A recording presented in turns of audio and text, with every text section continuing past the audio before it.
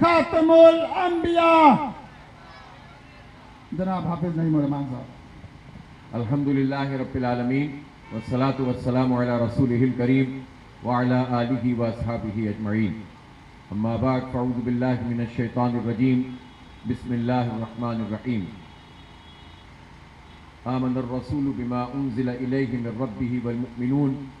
کل آمن باللہ وملائکتہ وکتبہ ورسلہ لا نفرق بین احد من رسلہ وقالوا سمعنا واطعنا غفرانك ربنا وإليك المصير۔ وقال الله تعالى يا أيها الناس قد جاءتكم موعظة من ربكم وشفاء لما في الصدور وهدى ورحمة للمؤمنين، صدق الله العلي العظيم۔ ذمہ داران جماعت اسلامی اور میرے بہت ہی قابل احترام اور عزیز ساتھیوں، میری عزت ماؤں بہنوں،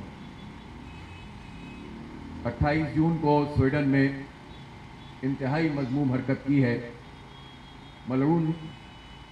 ایک شخص نے، اور افسوسناک بات یہ ہے کہ سویڈن کی عدالت سے اجازت لے کر اس نے یہ کام کیا ہے، جو قابل شرم بھی ہے، قابل مذمت بھی ہے،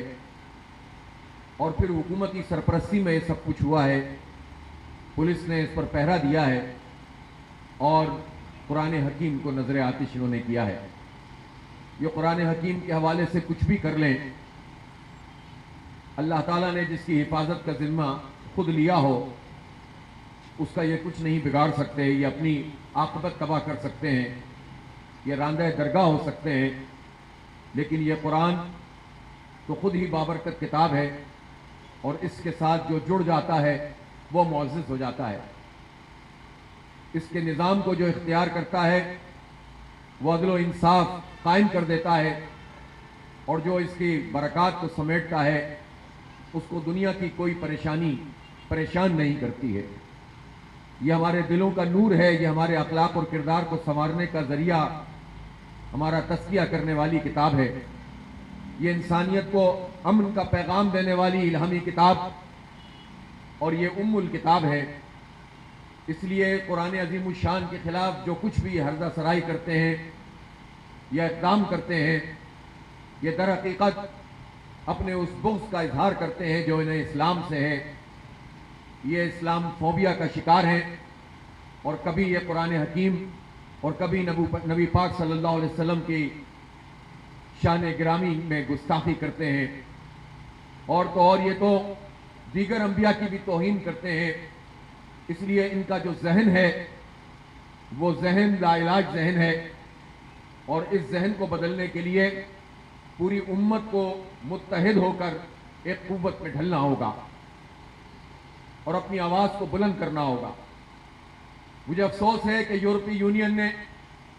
زبانی جمع خرچ کیا ہے اور ایک عمومی سا بیان داغ دیا ہے۔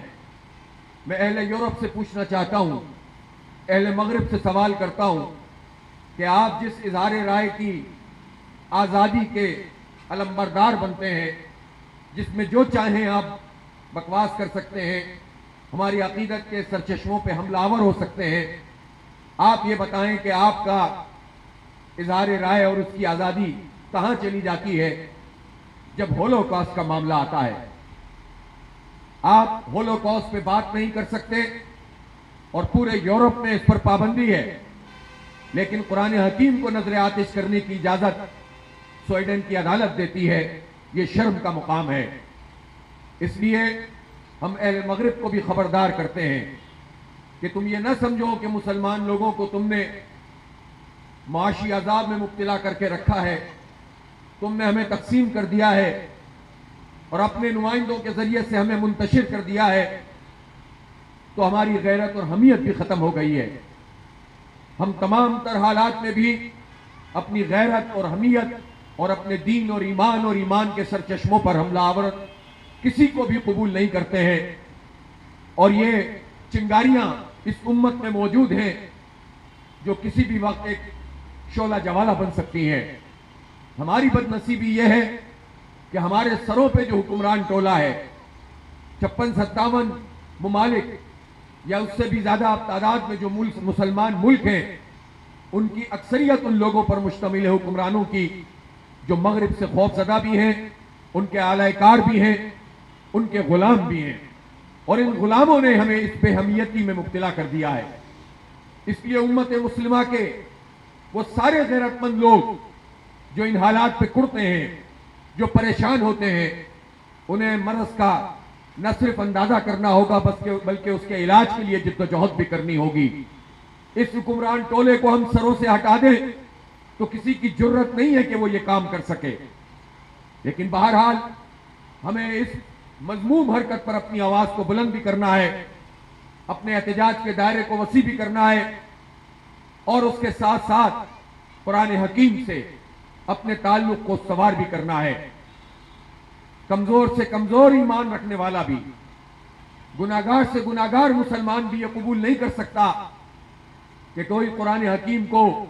نظر آتش کرے اور ہم تماشا دیکھتے رہیں، کوئی ہمارے پیغمبر صلی اللہ علیہ وسلم کی شان میں گستاخی کرے اور ہم اس کو قبول کر لیں۔ لیکن یہ بھی بہت اہم بات ہے کہ یہ اللہ کی کتاب یہ انقلاب برپا کرتی ہے، یہ نظاموں کو تبدیل کرتی ہے، یہ ایک غالب تہذیب رکھنے والی کتاب ہے، یہ انسانیت کو امن کا پیغام دیتی ہے۔ لیکن جہاں ہم ان باتوں پر کڑتے ہیں کہ کوئی قرآن پاک کو نظر آتش کرے، وہاں یہ سوچنے کی بھی بات ہے کہ قرآن کے احکامات صبح و شام پامال کیے جاتے ہیں، صبح و شام اللہ کا حکم معطل رہتا ہے۔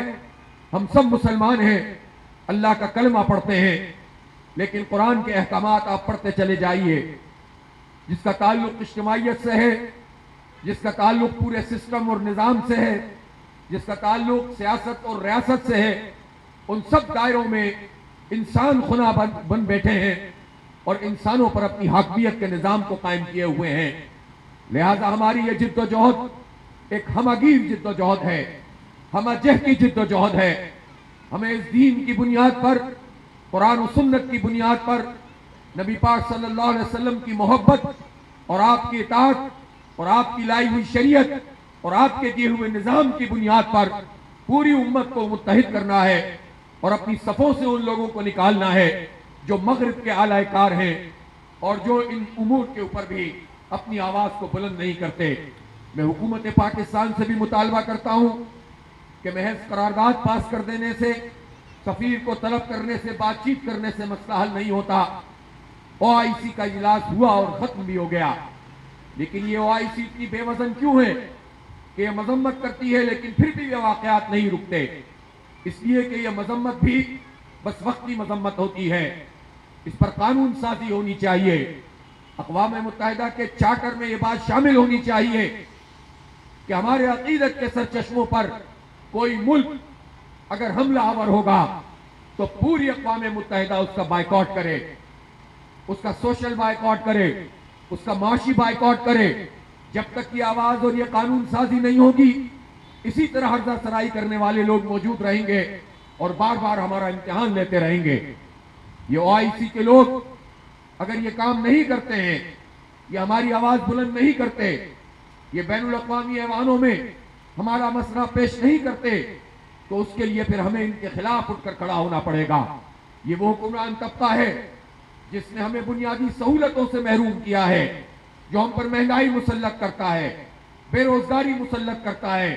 ہمیں تقسیم در تقسیم کرتا ہے۔ یہ ٹولہ ہم پر مسلط ہو کر ہمیں محروم اتنے محروم کرتا ہے، اور پھر جب ایسا موقع آتا ہے، معیشت کو یہ تباہ کر چکے ہیں، جب غیرت دکھانے کا موقع آئے تو کہتے ہیں کہ ہماری معیشت اچھی نہیں ہے، لہذا ہماری بات میں وزن نہیں ہے۔ ہماری معیشت بہت اچھی ہے، بہت اچھی ہو سکتی ہے اگر تم ہمارے سروں پر سے ہٹ جاؤ۔ زمین خزانے اگلے گی، آسمان سے رحمت کی بارش ہوگی۔ اللہ نے اس امت کو، ہمارے ملک کو بے شمار خزانوں سے نوازا ہے۔ ان خزانوں پہ ناک بن کر تم بیٹھے ہو، تم ہڑپ کرتے ہو ہمارا مال، اور پھر کہتے ہو کہ ہم بات اس لیے نہیں کر سکتے کہ ہماری معیشت بہت تباہ ہے۔ لہذا معیشت تباہ کرنے والوں کے خلاف بھی اور غیرت کا جنازہ نکالنے والوں کے خلاف بھی ایک اجتماعی جد و جہد کی ضرورت ہے، نظام کی تبدیلی کی ضرورت ہے، اور ایسی حکومت اور ایسی ریاست اگر موجود ہو جس میں حمیت اور غیرت بھی ہو، دین کا جذبہ بھی ہو اور اپنے لوگوں کو وہ ساتھ لے کر چل سکتی ہو، وہ حکومت اور ریاست جو لوگوں کو جوڑ سکتی ہو، جو لوگوں کو سہولتیں پہنچا سکتی ہو، جب اس کے حکمران آواز اٹھائیں گے تو پھر پورا ملک اٹھ کر کھڑا ہوگا۔ اس لیے اس ہمہ جہتی جد و جہد کو تیز تر کرنے کی ضرورت ہے۔ میں ایک مرتبہ پھر مذمت کرتا ہوں اس واقعے کی جو سویڈن کے جو دارالخلافہ اسٹاک ہوم میں کیا گیا، عید کی نماز کے وقت کیا گیا، اور پوری دنیا کے مسلمانوں کو یہ میسج دیا کہ ایک طرف تم عید الاضحیٰ منا رہے ہو، تم قربانی کر رہے ہو، اور دیکھو ہم تمہارے قرآن کو نعوذ باللہ نظر آتش کر رہے ہیں۔ انہوں نے یہ میسج دیا ہے، لیکن ہمیں بھی اپنا ایک پیغام دینے کی ضرورت ہے۔ امیر جماعت اسلامی پاکستان جناب سراج الحق صاحب نے اپیل کی ہے کہ جمعے کے دن یوم احتجاج کے طور پر منایا جائے۔ میں آپ سب لوگوں سے یہ اپیل کرتا ہوں کہ اپنی اپنی مسجدوں کے باہر، اپنے اپنے چوکوں اور چوراہوں پر، بازاروں میں آپ احتجاج بھی کریں، آواز بھی بلند کریں، اور آج کے زمانے میں کسی کونے کھدرے کی آواز کی بھی ایک اہمیت یہ ہے کہ وہ میڈیا کے ذریعے سے پوری دنیا میں پہنچتی ہے، پوری دنیا میں آواز بنتی ہے، اور کیا ہوا کام اور کی ہوئی جد و جہد کبھی ضائع نہیں جاتی ہے۔ سب سے بڑی بات یہ ہے کہ جب ہم احتجاج کرتے ہیں تو سب سے پہلے تو اللہ کی بارگاہ میں اپنا نام رجسٹر کرواتے ہیں کہ جب قرآن کے خلاف کوئی کھڑا ہوا ہے، اس نے تیرے کلام کو نظر آتش کیا ہے، تو میں ان لوگوں میں شامل ہوں جو اس کی مذمت کرنے والا ہے۔